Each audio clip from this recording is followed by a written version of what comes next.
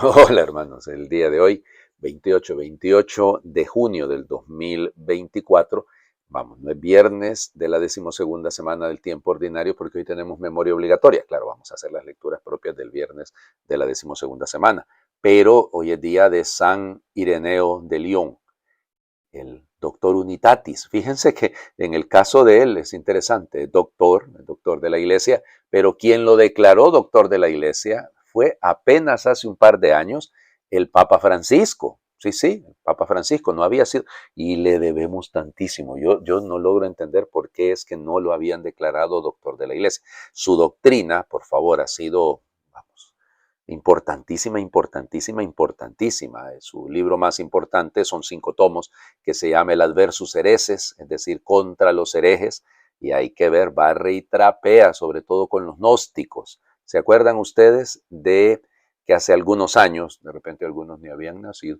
pero en fin, apareció por ahí una locura del Evangelio de Judas? ¡Ay, la iglesia, por qué ha ocultado el Evangelio de Judas! Y yo decía, Dios mío, ¿cómo hacerle entender a esta gente? Primero, que eso no es cristiano, que eso fue escrito por un grupo gnóstico que son los cainitas, que esos cainitas creían que Caín, imagínense usted, era el modelo, el que mató a Abel, y que uno de los grandes modelos era precisamente Judas, porque le había ayudado a Cristo a dejar el cuerpo y él quería liberarse para que su alma estuviera de Dios, cosa más ridícula. Pero lo peor del caso es que venían a veces los periodistas a buscarme y me decían, padre, pero ustedes han ocultado eso, ¿por qué lo han ocultado? Y les sacaba yo, sencillamente, el libro de, bueno, los evangelios apócrifos para que vieran que ahí estaba y que las publicaciones son antiguas, o el libro de Ireneo para que se fijaran que Ireneo había barrido y trapeado con los cainitas hacía mucho tiempo, que encontraron una copia en buen estado y que entonces la hicieron conocer del Evangelio de Judas. Pero vamos, por favor. Pero hablemos entonces de Ireneo. Ireneo se supone que debe haber nacido en Esmirna, ¿ok? Eso en Turquía. Y bueno, no se sabe exactamente cuándo nació, debe haber nacido alrededor del año 140 más o menos. Fue discípulo ahí del obispo de Esmirna, que se llamaba Policarpo, Policarpo de Esmirna, el gran amigo de Ignacio de Antioquía. Por ahí pasó Ignacio cuando iba camino al martirio.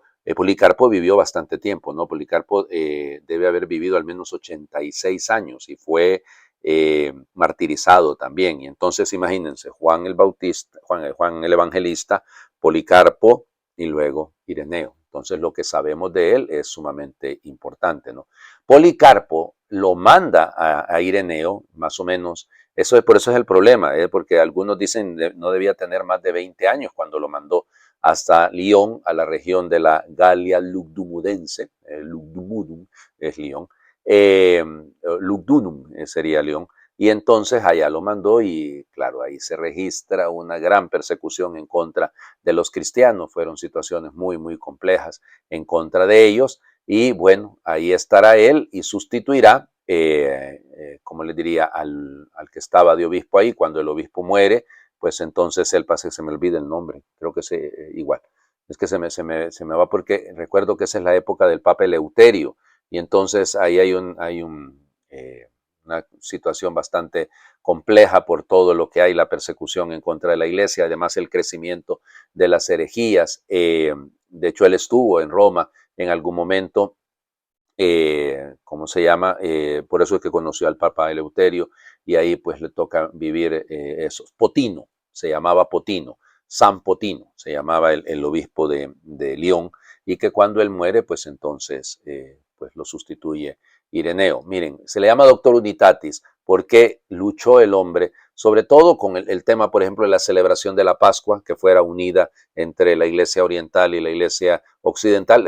Éramos la misma iglesia, no siempre, y lo seguimos siendo de alguna manera. Es la iglesia fundada por Cristo.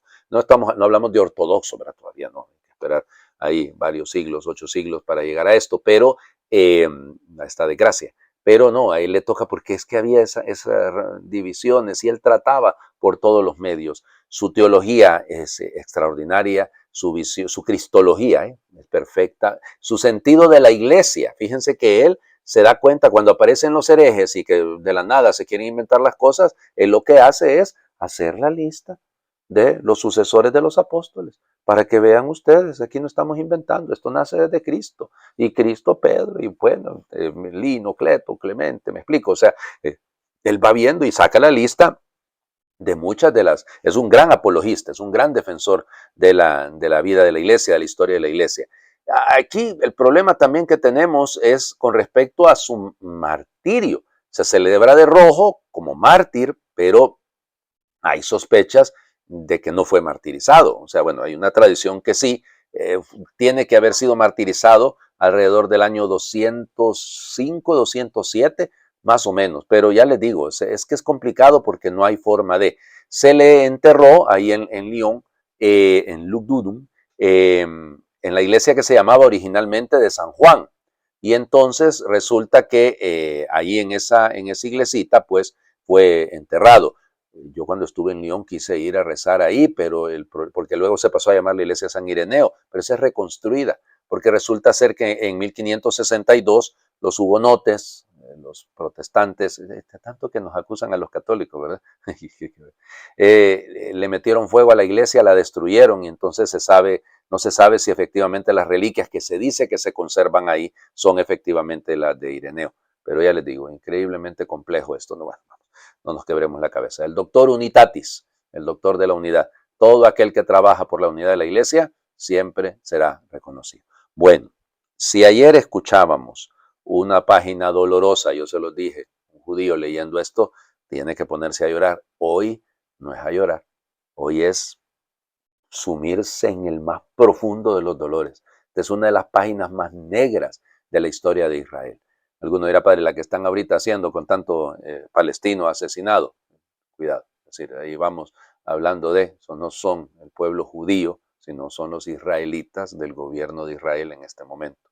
No voy a discutir sobre el tema, ya saben ustedes que es tocar un tema muy, muy, muy sensible. Lo que pasa es que un niño palestino vale tanto como un niño judío, como un niño israelita. Y ahí es donde entra el tema. Segundo libro de los Reyes, capítulo 25, versículos del 1 al 12.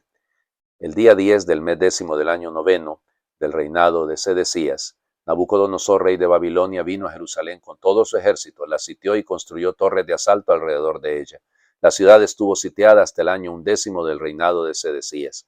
El día 9 del cuarto mes, cuando el hambre había arreciado en la ciudad y la población no tenía ya nada que comer, abrieron una brecha en la muralla de la ciudad. El rey Sedecías y sus hombres huyeron de noche por el camino de la puerta que está entre los dos muros del jardín del rey, y ocultándose de los caldeos que tenían cercada la ciudad, escaparon en dirección al desierto. El ejército caldeo persiguió al rey y le dio alcance en los llanos de Jericó, donde su ejército se dispersó y lo abandonó. Los caldeos capturaron al rey y lo llevaron a Riblá, donde estaba Nabucodonosor, rey de Babilonia, quien lo sometió a juicio. Nabucodonosor hizo degollar a los hijos de Sedecías en su presencia, mandó que le sacaran los ojos y lo condujo encadenado a Babilonia. El día séptimo del quinto mes del año 19 del reinado de Nabucodonosor en Babilonia, Nebuzaradán, jefe del ejército caldeo y súbdito del rey de Babilonia, entró en Jerusalén, quemó el templo del Señor, el palacio real y todas las casas de Jerusalén. Los soldados caldeos que estaban con el jefe del ejército destruyeron las murallas que rodeaban la ciudad. Nebuzaradán deportó al resto de la población y también a los que se habían rendido al rey de Babilonia, y solo dejó a algunos campesinos pobres para trabajar las viñas y los campos. Palabra de Dios. Te alabamos, Señor. Yo les decía, son dos deportaciones, ¿no? La del 597, 595, 96, que fue cuando Nabucodonosor llega, destituye a Jeconías, a Joaquín, y coloca pues a Sedecías, que él le puso el nombre, ¿se acuerdan? El último versículo que leíamos ayer en la primera lectura, él le puso el nombre, le puso él Sedecías. Y este Sedecías comete el mismo error de aliarse con Egipto, y entonces vendrá la destrucción total. Si en la primera deportación no destruyó la ciudad ni el templo, ahora lo destruye por completo Nabucodonosor. No es él directamente, ya lo saben, es este Nebuzaradán, pero es a nombre de Nabucodonosor. Arrasaron, dejaron a la ciudad planita, planita, pues la destruyeron por completo. Por eso cuando uno recorre las calles de Jerusalén, uno debe tener ese sentido, porque las callecitas no son para nada, ni las que estaban en tiempos del Señor Jesús, porque acuérdense que también los romanos van a hacer su propia destrucción, ¿no? En tiempos de Tito, de Vespasiano y luego con el emperador Adriano. Entonces, ya les digo, nada que ver, pero este es el dolor que causa. Y si leemos el Salmo, el que se hace el día de hoy, junto a los canales de Babilonia nos sentábamos a llorar, de los sauces colgaban nuestras cítaras, cántennos un canto de Sión, nos decían nuestros opresores. ¿Cómo cantar en tierra extranjera un canto de Sión? Que se me paralice la mano derecha, que se me pegue la lengua al paladar, si yo de ti me olvido, Jerusalén. Claro, es doloroso, es que vivir una situación, ya les decía yo ayer, o sea, pienso en tantas situaciones, ¿no? De hermanos desplazados que se han tenido que mover, dejar su tierra, dejar su casa, dejarlo todo. El drama de los migrantes es una cosa. Mi país tiene una cantidad de gente que ha debido irse del país y lo tratan de ocultar ahí. Esos son los malos juegos de los sedecías, porque no escuchan. Fíjense que al profeta Jeremías le toca predicar en medio de las dos deportaciones. Él habló, pero no le hicieron caso. Y es que los poderosos de este mundo no hacen caso cuando les quieren decir, los que quieren el bien del pueblo, les quieren decir, oiga, no siga con esas alianzas, no siga con esa manera de pensar. Aquí en mi país, el día de hoy, pues hay por ahí una alianza, ¿ya? Lamentable, porque como que no queremos, y deberíamos de aprender del sentido común, o sea, del sentido común, no de la ideología, sino aprender porque las destrucciones de los pueblos vienen cuando sus gobernantes no son capaces de entender que el camino de Dios, el de la ética y el de la honestidad, es el que realmente nos puede salvar. El Evangelio. Comienzan las curaciones del Señor Jesús. Ya les explico. Mateo capítulo 8, versículos del 1 al 4. En aquel tiempo, cuando Jesús bajó de la montaña, lo iba siguiendo una gran multitud. De pronto se le acercó un leproso, se postró ante él y le dijo, Señor, si quieres puedes curarme. Jesús extendió la mano y lo tocó diciéndole, sí quiero, queda curado. Inmediatamente quedó limpio de la lepra. Jesús le dijo, no le vayas a contar esto a nadie, pero ve ahora a presentarte al sacerdote y lleva la ofrenda prescrita por Moisés para probar tu curación. Palabra del Señor. Gloria a ti, Señor Jesús. Bueno. A ver, después del largo discurso de los 3 capítulos, quinto, sexto y séptimo, el sermón de la montaña, el sermón del monte de Jesús, ahora comienzan 10, son 10 milagros, son 10 gestos, ok, porque las palabras ahora que las acompañe, el actuar, ¿no? O sea, entonces por ahí viene la manera mateana de explicar las cosas. Y entonces vamos construyendo una manera bella. Este es el primero de esos 10 milagros que Mateo reporta a partir del capítulo 8.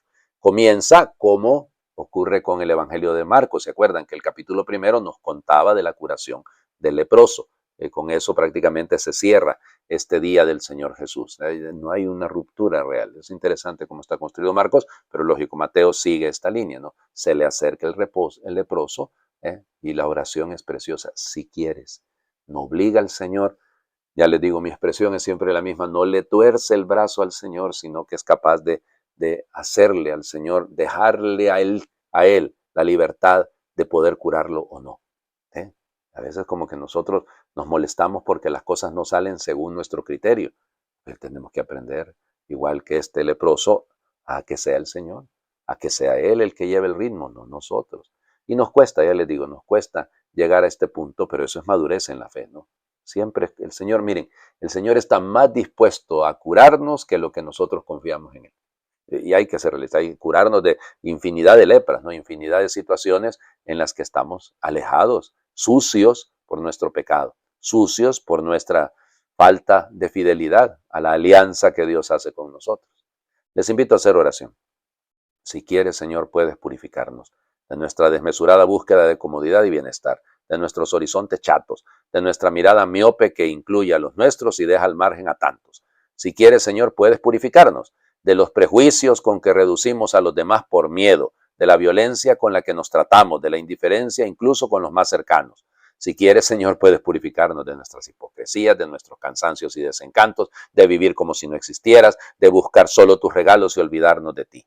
Si quieres, Señor, puedes purificarnos de nuestra falta de confianza, de nuestras inseguridades, de nuestro regateo de amor. Si quieres, Señor, puedes llenarnos de tu compasión, despertarnos tus sueños, fascinarnos con tu persona y con tu mensaje, tomarnos el corazón para la construcción de tu reino, hacernos disponibles a tu llamada. Amén. Señor esté con ustedes y les bendiga a Dios por intercesión de San Ireneo de León, el que es Padre, Hijo y Espíritu Santo, y su bendición descienda, les acompañe siempre. Muy feliz viernes para todos. Mañana tenemos la última de las solemnidades del mes de junio. San Pedro y San Pablo.